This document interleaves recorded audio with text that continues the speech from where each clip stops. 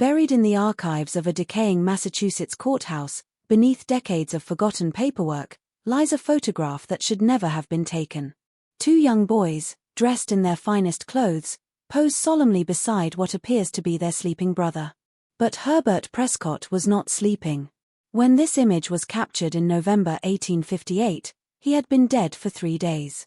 What the camera recorded, however, would later unveil one of the most disturbing family secrets in American history.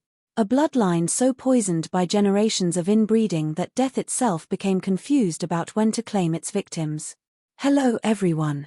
Before we begin, make sure you like and subscribe to the channel, and leave a comment telling us where you're from and what time you're watching. This way, YouTube will keep showing you stories just like this one. Arriving in Salem County, Massachusetts in 1679, the Prescott family were part of a wave of English settlers seeking new opportunities in the New World. But unlike other families who spread across the expanding frontier, the Prescotts remained isolated, clustered in a remote valley that locals began to call Prescott Hollow. A close-knit family unit is what it started as, but over the generations that followed, it slowly transformed into something far more sinister. By the 1850s, the family tree had become so tangled that its branches seemed to grow back into themselves. A disturbing pattern is revealed in marriage records from the period. Prescotts marrying other Prescotts, cousins wedding cousins, uncles taking nieces as wives. Preserved in the Salem Historical Society, the local church registry documents at least 14 marriages between direct blood relatives over a span of just 60 years. When visiting clergymen questioned them about these unions, the family patriarch Jeremiah Prescott would state simply that Prescott blood must remain pure. With each generation, the physical toll of this genetic isolation became increasingly apparent. Children were born with webbed fingers, misshapen limbs, and minds that never fully developed. Dozens of small graves marking children who lived only days or weeks fill the family cemetery, hidden deep in their private woods. Those who survived to adulthood often displayed peculiar traits: an unusual pallor to their skin, eyes that seemed too large for their faces, and a tendency toward what the family called the sleeping sickness. Born in 1842, Herbert Prescott was considered one of the lucky ones. Unlike his younger siblings, who had died in infancy, or his cousin Martha, who spent her days rocking in a chair and speaking to invisible companions, Herbert appeared normal. He was intelligent, articulate, and showed no obvious signs of the genetic damage that had plagued his bloodline. His younger brother, George, 9 years his junior, looked up to Herbert as both protector and father figure, especially after their parents succumbed to what the family doctor diplomatically termed consumption of the blood. But deeper than visible deformities or mental incapacity ran the Prescott curse. Something in their corrupted bloodline had begun to affect the very essence of life itself, the boundary between existence and death. Herbert would become the first documented case of what modern geneticists now recognize as a rare hereditary condition that can cause cataleptic states so profound they mimic death itself. Their bodies weren't the only thing the inbreeding had weakened. It had created a genetic anomaly that would trap Herbert between life and death in the most horrifying way imaginable. An early winter came to Prescott Hollow in November 1858, and with it a sense of foreboding that settled over the isolated homestead like a burial shroud. Herbert, now 16 and bearing responsibilities far beyond his years, had been experiencing strange episodes for weeks. He would suddenly freeze mid-conversation, his eyes staring into nothing, his breathing becoming so shallow it was barely perceptible. Lasting anywhere from minutes to hours, these spells were what the family had learned to call Herbert's quiet times. Only 9 but already wise to the family's dark secrets, George had begun keeping a crude diary of his brother's condition. In childish handwriting, he documented Herbert's increasingly frequent lapses. Herbert went quiet again today during breakfast. I counted to 300 before he blinked. His skin felt cold like the stones by the well. The boy had developed a ritual of holding a small mirror beneath Herbert's nose during these episodes, watching desperately for any sign of breath fogging the glass. For over 2 decades, the local physician, Dr. Nathaniel Blackwood, had been treating the Prescott family. He understood their peculiarities and the need for discretion regarding their condition. Discovered in 1923 during the demolition of his practice, His medical journals contain detailed observations of the family's hereditary afflictions. Regarding Herbert specifically, he wrote, "The boy presents with episodes of profound catalepsy that appear to be increasing in both frequency and duration. I fear his bloodline has produced something unprecedented in medical literature." On the morning of November the 14th, Herbert appeared to be in better spirits than he had been in weeks. He helped George with his morning chores, shared stories over breakfast, and even managed to laugh at one of his younger brother's jokes. But as the afternoon wore on, a familiar glassiness crept into his eyes. George noticed it first, the way Herbert's movements became mechanical, as if he was sleepwalking through his daily routine. By evening, Herbert had retreated to his room, complaining of exhaustion. George brought him dinner on a tray, noting how his brother's hands trembled as he ate. "I feel strange tonight, George," Herbert confided, his voice barely above a whisper. "Like I'm watching myself from somewhere far away." Those would be the last coherent words Herbert Prescott would ever speak. When George checked on him the next morning, he found his brother lying perfectly still, eyes closed, face serene, with no detectable signs of life. Dr. Blackwood arrived within the hour, conducting the most thorough examination possible given the medical limitations of 1858. He checked for breath with mirrors and feathers, felt for a pulse at multiple points, and even pricked Herbert's skin with needles, all to no response. After nearly 3 hours of testing, he pronounced Herbert Prescott dead, though his private notes reveal significant unease. "I have declared death, though something about this case troubles me deeply. The body shows none of the usual signs of decay, and there is a quality to his stillness that seems expectant." 3 days after Herbert's supposed death, the family arranged for what would become one of the most haunting photographs in American history. In the 1850s, post-mortem photography was common, especially for families who had lost young members. But the Prescott Commission would be unlike any other in photographer James Whitmore's 30-year career. Throughout Massachusetts, Whitmore had built his reputation photographing the dead, developing techniques that could make corpses appear peacefully at rest, surrounded by grieving family members. He had seen death in all its forms, sudden, prolonged, violent, peaceful. But when he arrived at the Prescott homestead that gray November morning, something felt fundamentally wrong about the scene he was asked to capture. Herbert had been positioned in the family's ornate parlor chair, dressed in his finest suit, with his younger brothers, George and Thomas, arranged beside him. A remembrance portrait was what the family had requested, a final image to preserve Herbert's memory. But as Whitmore prepared his equipment, adjusting the heavy glass plates and calculating exposure times, he noticed details that defied his understanding of death. Herbert's skin retained a subtle warmth when Whitmore accidentally brushed against his hand while positioning the chair. More disturbing still was the faint color in Herbert's cheeks. Not the waxy pallor of the dead, but something that suggested blood still moved beneath the surface. Whitmore's notes from the session, preserved in his studio records, reveal his growing unease. "The deceased presents most unusually. I have photographed hundreds of corpses, yet never have I encountered one that seemed so present. Several times during the lengthy exposure, I could swear I detected the slightest movement of his chest." Young George appeared almost hysterical during the session, constantly glancing at Herbert, as if expecting him to suddenly sit up and speak. The boy's behavior was so erratic that Whitmore nearly cancelled the sitting entirely. "The child keeps whispering to his brother," Whitmore wrote, as though carrying on a conversation with the dead. Most unsettling. What Whitmore couldn't have known was that since Herbert's apparent death, George had been experiencing vivid dreams. Dreams where his brother called out to him, begging for help, describing a terrible darkness where he couldn't move or speak, but remained terrifyingly aware. The photographic process of 1858 required subjects to remain perfectly still for several minutes while the image was captured on glass plates. Living subjects often struggled with this requirement, moving slightly and blurring the final image. Dead subjects naturally posed no such problem, but as Whitmore worked, he noticed something that would haunt him for the rest of his life.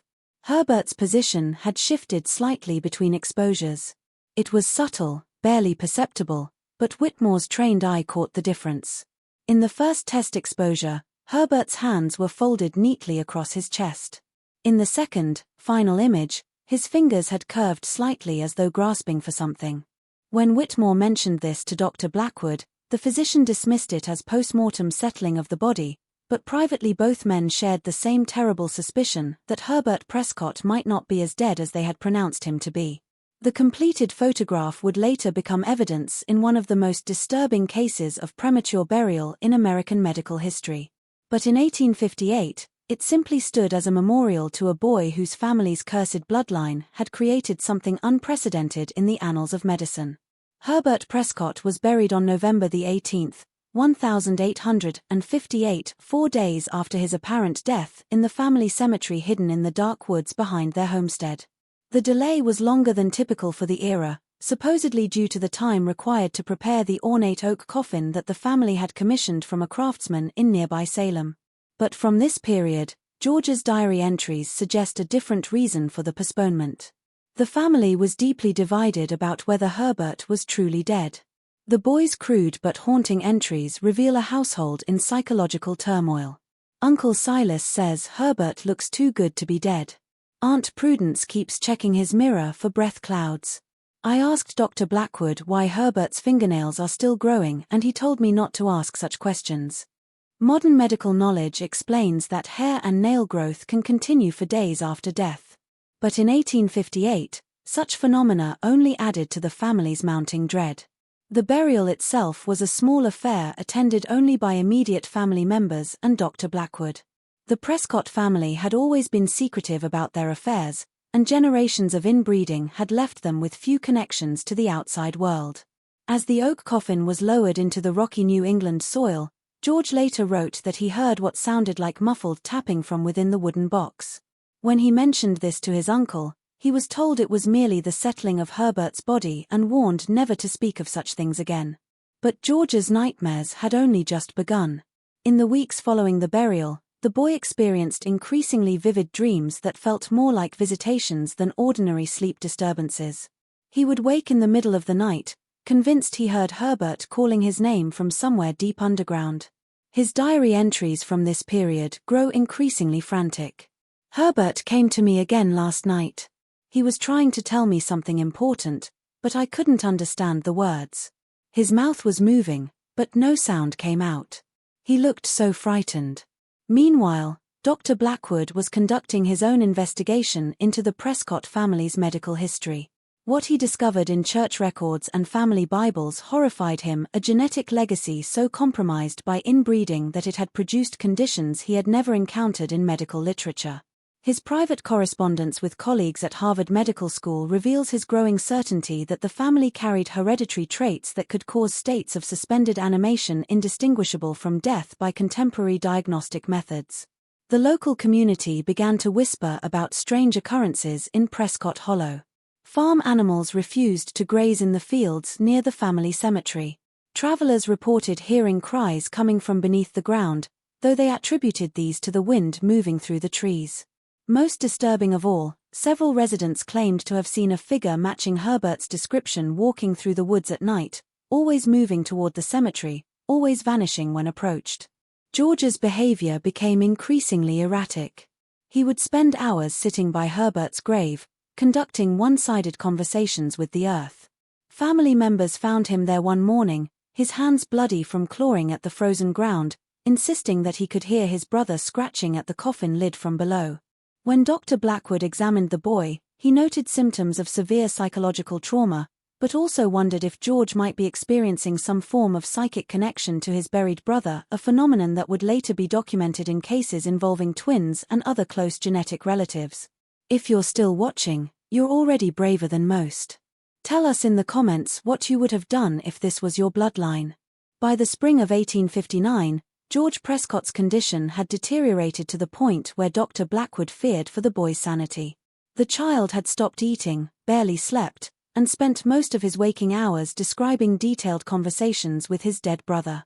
But it was George's increasingly specific descriptions of Herbert's supposed underground experiences that finally convinced the doctor to take drastic action. Herbert says the wooden box is getting smaller, George told Dr. Blackwood during one of their sessions. He says his fingers are bleeding from trying to push up the lid. He says he can hear us talking sometimes, especially when it rains and the water seeps down. These weren't the vague fantasies of a grieving child. They contained details about coffin construction and burial practices that No. 9-year-old should have known. Dr. Blackwood made the unprecedented decision to recommend exhumation. The family initially resisted, but George's deteriorating mental state and the doctor's persistent concerns about the unusual circumstances of Herbert's death eventually swayed them. On May 3, 1859, nearly 6 months after the burial, a small group consisting of Dr. Blackwood, 2 local laborists, and several family members gathered at Herbert's graveside with shovels and lanterns. What they discovered when the coffin was finally unearthed and opened would haunt every witness for the remainder of their lives. Dr. Blackwood's official report, preserved in the Massachusetts Medical Society archives, describes the scene in clinical terms that barely contained the horror of what they found. The deceased had clearly regained consciousness post-burial. Evidence of desperate struggle was immediately apparent. The interior of the coffin lid was gouged with deep scratches clearly made by human fingernails. Splinters of wood were found embedded under what remained of Herbert's fingernails, and his hands were positioned above his head, pressed against the coffin lid in a final, futile attempt at escape. But perhaps most horrifying of all was Herbert's position within the coffin. He had been buried lying peacefully on his back, arms crossed over his chest.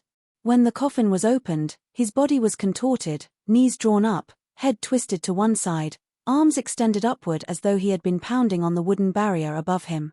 The fabric of his burial suit was torn in several places, consistent with violent thrashing movements. Most disturbing of all, Herbert's mouth was open in what appeared to be a silent scream, and his eyes, which had been gently closed at burial, were wide with an expression of absolute terror.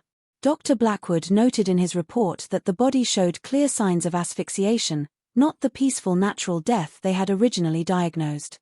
George's reaction to these findings was immediate and shocking. Rather than the hysteria the adults expected, the boy became perfectly calm for the first time in months. "He's not calling to me anymore," George said simply, staring down at his brother's contorted remains. "He's finally quiet." The child's nightmares ceased immediately following the exhumation, but he would never fully recover from the psychological trauma of having unknowingly listened to his brother's underground death struggle for 6 months. Dr. Blackwood's investigation revealed that Herbert had likely regained consciousness within hours of being buried.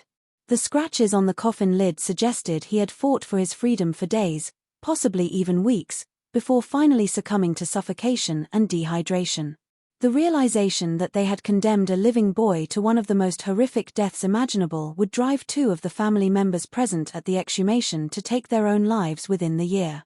The Herbert Prescott case forced Dr. Blackwood to confront a medical reality that challenged everything he thought he knew about death itself. His subsequent research into the family's genetic history revealed a pattern of inbreeding so extensive that it had essentially created a new form of hereditary catalepsy, a condition where the victim could enter states of suspended animation so profound that they appeared clinically dead by the diagnostic standards of the 1850s. Working with colleagues at Harvard Medical School, Dr. Blackwood traced the Prescott bloodline back to its origins in Salem County. What he discovered was a family tree so twisted by generations of cousin marriages that the genetic pool had become catastrophically shallow. The original Prescott patriarch Jeremiah had married his own niece in 1695. Their children had married each other and their cousins, creating a pattern of genetic isolation that continued for over 160 years. The medical consequences of this inbreeding had manifested in various ways throughout the generations: stillbirths, mental deficiency, physical deformities, and unusual neurological conditions. But Herbert represented something unprecedented, a genetic anomaly that could trigger cataleptic states indistinguishable from death. Dr. Blackwood's research revealed that at least 3 other Prescott family members over the previous century had been buried after suspiciously sudden deaths with no apparent cause. In his landmark paper presented to the New England Medical Association in 1860, Dr. Blackwood described what he termed Prescott syndrome, a hereditary condition that could cause victims to enter states of such profound unconsciousness that breathing and pulse became virtually undetectable. Unlike normal catalepsy, which was well documented in medical literature, this condition appeared to be triggered by stress or illness and could last for days or even weeks. The paper included a detailed analysis of the family's marriage records, birth certificates, and death records going back 5 generations. The pattern was undeniable, a closed genetic system that had amplified rare neurological traits to the point where they became dominant characteristics. Dr. Blackwood theorized that the same genetic factors that caused the family's various physical and mental abnormalities had also created a unique form of catalepsy that mimicked death so completely that even trained physicians could be fooled. Modern genetic analysis of preserved Prescott family records has confirmed Dr. Blackwood's suspicions. The family carried multiple recessive genes that, when combined through inbreeding, could produce a rare neurological condition affecting the autonomic nervous system. This condition could cause breathing and heart rate to slow to almost imperceptible levels while maintaining basic brain function, essentially trapping the victim in a conscious but paralyzed state. What makes the Herbert Prescott case particularly tragic is that this condition was not necessarily fatal.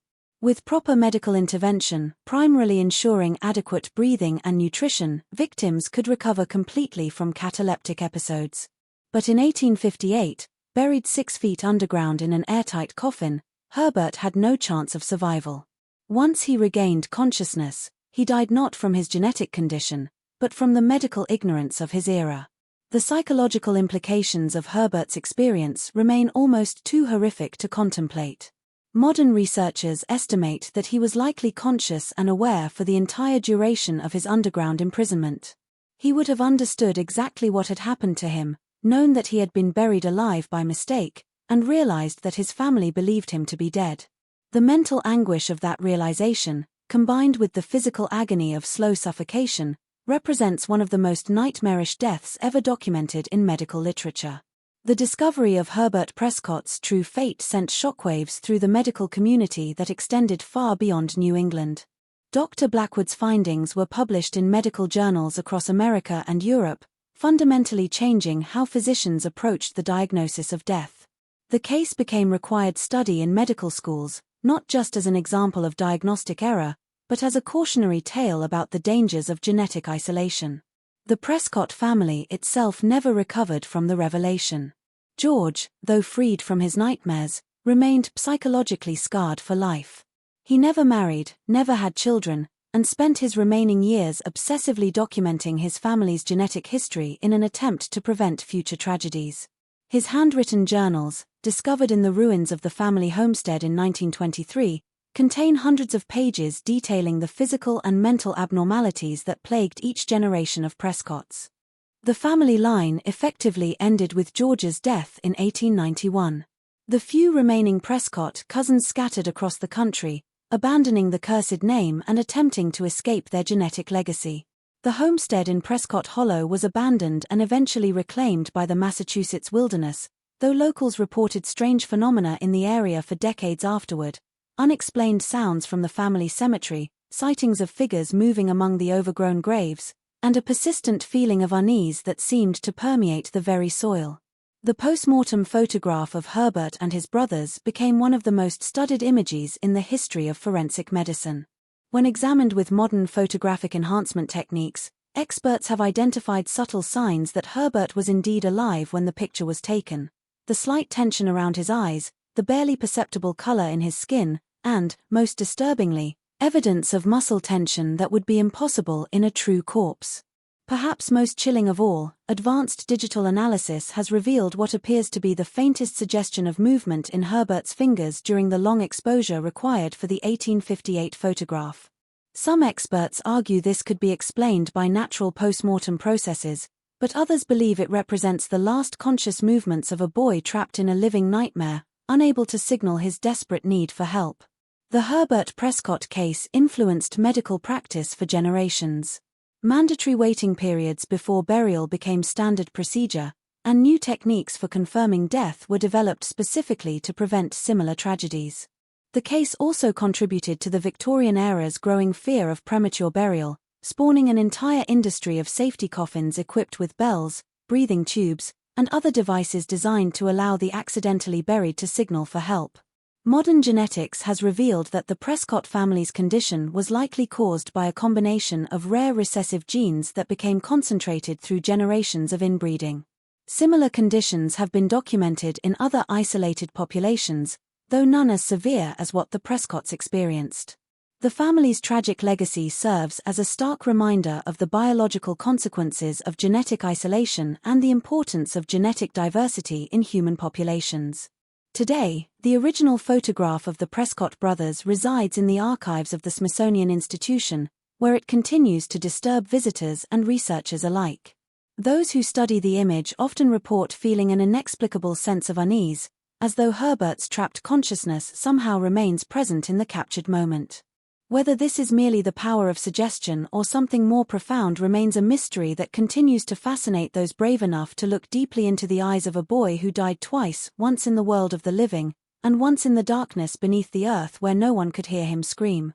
The story of Herbert Prescott reminds us that the most horrifying tales are often not fiction, but the documented realities of our past. Moments when ignorance, tragedy, and genetic misfortune combined to create nightmares that no human being should have to endure. His legacy lives on not just in medical textbooks, but as a haunting reminder that sometimes the worst monsters are not supernatural beings, but the limitations of human knowledge and the cruel indifference of fate.